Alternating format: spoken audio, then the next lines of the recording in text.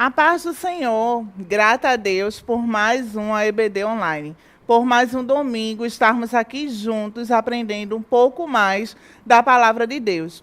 Hoje estaremos estudando a lição de número 5, que tem como tema Jesus e a mulher samaritana. Esse trimestre, vocês não podem esquecer, né, que estamos estudando sobre o evangelho do discípulo amado. E aí? Vocês lembram quem é o discípulo amado? Lembrou? João. Isso mesmo. João era conhecido como o discípulo amado. Mas voltando para a lição de hoje, estaremos estudando sobre a mulher samaritana. E o nosso texto bíblico, abra aí a sua Bíblia, corra, pegue a lição, pegue a Bíblia. A gente vai estudar no livro de João, capítulo 4, e o versículo vai ser do 7 ao 30. Abra aí a sua Bíblia junto comigo, tá certo? O livro de João é no Novo Testamento. E diz assim, eu vou ler apenas alguns versículos. Vou ler o 7, o 9, o 14, o 15 e o 29, tá certo? Peço que vocês acompanhem junto comigo. Veio uma mulher de Samaria tirar água, e disse-lhe Jesus, dai-me de beber. Disse-lhe, pois, a mulher samaritana, como? Se tu, judeu, me pedes de beber a mim, que sou mulher samaritana? Porque os judeus, eles não se comunicavam com os samaritanos. O 14º diz assim, mas aquele que beber da água que eu lhe der, nunca terá sede. Foi Jesus falando para a mulher samaritana. Porque a água que eu lhe der, se fará nele uma fonte de água que jorre para a vida eterna. E disse-lhe a mulher, Senhor, dai-me dessa água, para que não mais tenha sede e não venha aqui tirá-la. A mulher samaritana estava pensando que era uma água comum, mas durante toda essa lição, a gente vai descobrir que a água que aqui estava sendo falada era outra. E o 29 diz assim, vinde, vede um homem que me disse tudo quanto tenho feito. Porventura, não é este o Cristo?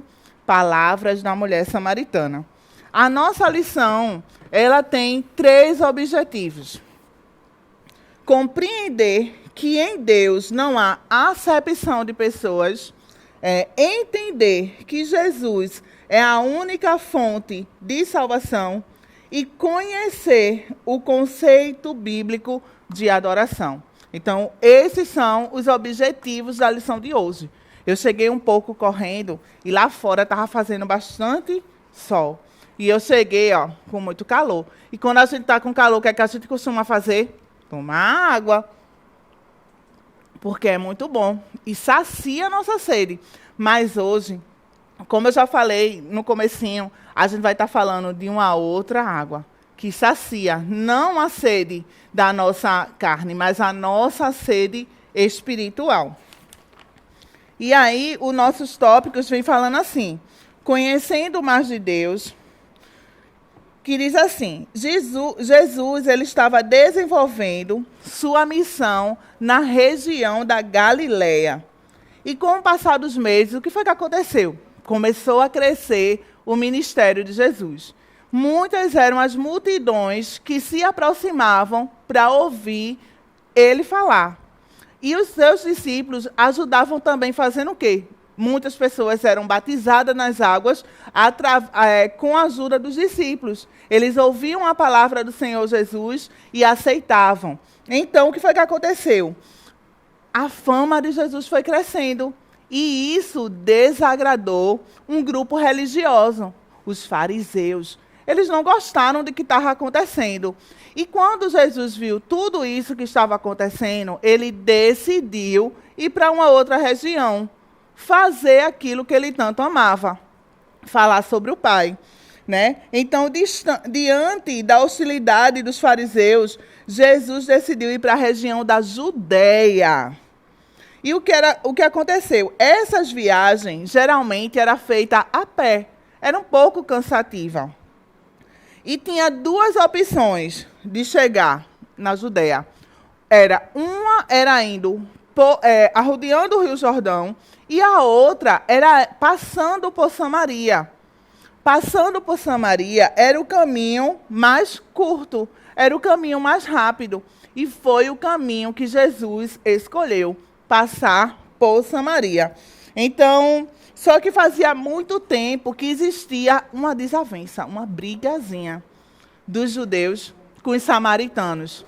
Eles não se davam bem, não se cumprimentavam, nada. Ninguém não queria nada um com o outro. Mas Jesus escolheu passar por Samaria. Escolheu fazer diferente. Por quê? Jesus era um judeu diferente. E aí o nosso texto diz assim, que uma mulher veio tirar água. E quando Jesus ele chegou à cidade de Sicar, por volta de meio-dia, ou seja, o sol estava muito quente, viu? E ele teve sede. E o que foi que Jesus fez? Parou no poço e disse aos seus discípulos, vão comprar alimentos, que eu vou ficar aqui esperando vocês. Quando apareceu quem? A mulher samaritana. E Jesus, a vendo, disse o seguinte, dai-me água. Primeiro ela logo se espantou. Como ele, sendo judeu, ia conversar com ela? Primeiro, ela, por ser mulher, era evitado, mal. Ninguém falava com as mulheres. Nem os próprios maridos falavam com a mulher na rua. Imaginem só como ela ficou surpresa. Então, o que foi que aconteceu? Ele pegou, pediu água. Porém, Jesus, ele não era um judeu comum. E ele não estava ali para descansar, simplesmente. Havia um propósito. Teve um propósito, Jesus passar por Samaria. Teve um propósito, Jesus chegar ao meio-dia para pedir água. E exatamente aquela mulher. Quando as pessoas iam buscar água, iam buscar logo cedo. Logo na manhãzinha. Mas essa mulher ia no horário da tarde, porque não tinha ninguém para olhar, não tinha ninguém para julgar a situação dela. Então, embora não fosse costume um homem conversar com uma mulher em público, Jesus continuou a conversar. A viagem que Jesus tinha feito com seus discípulos era muito longa, e eles já estavam caminhando fazia muito tempo, e Jesus estava cansado. Então, Jesus, quando encontrou a mulher samaritana, ele conhecia a sede que existia na alma daquela mulher, que era muito maior. Deus, ele não faz acepção de pessoas. A sociedade, ela desprezava os samaritanos. A sociedade desprezava as mulheres. Mas Jesus não. Ele veio e acolheu. Nessa história, vemos que Jesus, aquele conhecido pregador de multidões, conversando e tratando da alma de apenas uma pessoa, né? No início da conversa, ela não entendia o porquê Jesus estava falando daquela forma. Mas, lá em João 4:10, diz assim, então Jesus disse, se você soubesse o que Deus pode dar e quem é que está lhe pedindo água, você pediria e ele lhe daria a água da vida. Mas a mulher ainda não estava entendendo o que Jesus queria dizer. E lá em João 4:11, abra a sua Bíblia. João 4:11 diz o seguinte, disse-lhe a mulher, Senhor, tu tens como que atirar? O poço é fundo, onde, pois, tens a água viva? Foi essa a pergunta da mulher samaritana, né? Ele estava pronto para saciar a sede da sua alma. Estava oferecendo a ela uma oportunidade de mudança de vida. Lá em João 4:13 e 14, Jesus disse que quem bebesse daquela água, nunca mais, quem beber dessa água terá sede de novo. Mas a pessoa que beber da água que eu lhe der, nunca mais terá sede. Porque a água que eu lhe der se tornará nela uma fonte de água que dará a vida eterna. Jesus se apresenta como uma fonte de vida. A verdadeira fonte de salvação, que sacia todas as necessidades do nosso coração. Basta tão somente que a gente se encontre com Jesus, né? E ele vai mudar toda a nossa vida. Eu trouxe para vocês esse pote que está vazio. E eu vou colocar algumas maçãs aqui, que você vai observar, que vai estar enchendo aqui o pote, mas ainda vai ficar alguns vazios, alguns espaços precisando ser preenchidos. Mas eu trouxe um outro objeto, trouxe arroz, que a gente pode colocar aqui e vamos tentar preencher esses espaços aqui, ó. Eita! Espera aí. Podem observar aí que alguns espaços estão sendo preenchidos, ó. O arroz junto com a maçã, ó, estão preenchendo alguns espaços. Mas se você observar direitinho, ó, mesmo assim ainda tem alguns espaços que precisam ser preenchidos.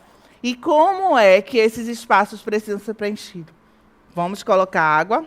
Essa água aqui pode simbolizar a água da vida que a gente está conversando agora. Veja que agora o pote está assim, por completo, preenchido. Com as maçãs, com o arroz, com a água. Não é diferente na nossa vida. Não era diferente na vida da mulher samaritana. Ela tinha muita coisa, mas existia ainda muitos lugares na sua vida que precisava ser preenchido. E eu acredito que ela procurou de tantas outras formas, mas não conseguiu.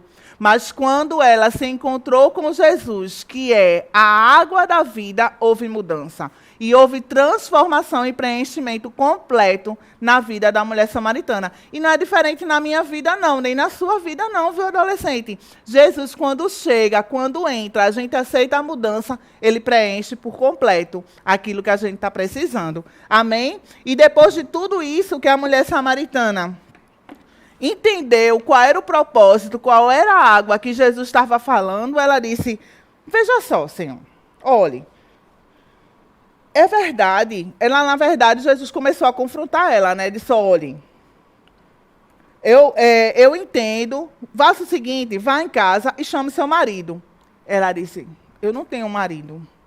Aí Jesus disse, bem, você não tem marido, não. Você teve 5, e o que você tem não é seu. E ela entendeu que aquele que falava com ela era alguém soberano, era um profeta, era a voz de Deus. E o que foi que ela entendeu ali? Que ela necessitava confessar os seus pecados, se arrepender e aceitar a Jesus como Salvador. E ali ela guardou e disse, olha, Senhor, eu queria saber qual é a forma certa que eu posso te adorar. Porque umas pessoas dizem que a gente tem que ir no Monte Gerizim, e outros dizem que a gente precisa ir para Jerusalém. Como é, né? Como é que eu posso te adorar? E lá em João 4:23 diz assim, mas a hora vem, e agora é, que os verdadeiros adoradores adorarão ao Pai, em espírito e em verdade, porque o Pai procura tais que assim o adorem. E aí a gente encontra 3 pontos na nossa lição de como Deus quer que a gente adore. A adoração, ela não pode ser uma formalidade. A adoração, ela não é controlada ou dominada por um grupo de pessoas. A adoração, ela precisa ser sincera. O que Jesus quis dizer com isso? Que quando o véu foi rasgado, não precisava mais do sacerdote. Hoje a gente não precisa mais do nosso pai, da nossa mãe orando a Deus. Não, nem o pastor apresentando os nossos pecados. Eu e você tem liberdade de chegar diante de Deus e dizer, Senhor, perdoa os meus erros. Olha, Deus, eu fiz isso, eu preciso assim. A gente tem essa liberdade. Foi Ele que fez. E ainda mais, Ele disse, não precisa você procurar um templo para me adorar, não. Adore aonde você estiver. É em casa, é na escola, é lavando os pratos, é organizando os quartos. Nós temos total liberdade para adorar a Jesus, seja onde for. É essa a liberdade que Ele nos deu. E aqui, para concluir, diz, Ele é o Messias. Quando a samaritana confessou e aceitou a Jesus, ela disse, eu não posso ficar só com isso para mim, não. Ela creu, saiu e começou a dizer, olha, aquele homem, ele falou assim e assim da minha história. E ali, quando ouviram, quiseram que Jesus ficasse mais uns dias, e o Senhor Jesus muito pregou para aquela multidão, e milhões de pessoas se renderam a Jesus através de uma simples atitude que o Senhor teve de passar por Samaria. E muitos samaritanos reconheceram que só existe um Messias. Então, que você possa guardar essa lição no coração. Saber que para a sua história há um Deus que tem cuidado. Há um Deus que preenche todos os espaços. E que você tem total liberdade para adorar Ele aonde você estiver. Amém? Que Deus em Cristo permaneça vos abençoando. No próximo domingo a gente vai estar aqui, viu? No mesmo horário, conversando com vocês sobre a próxima lição. Amém? Tchau, tchau. Fiquem na paz. Até o próximo domingo. Amém.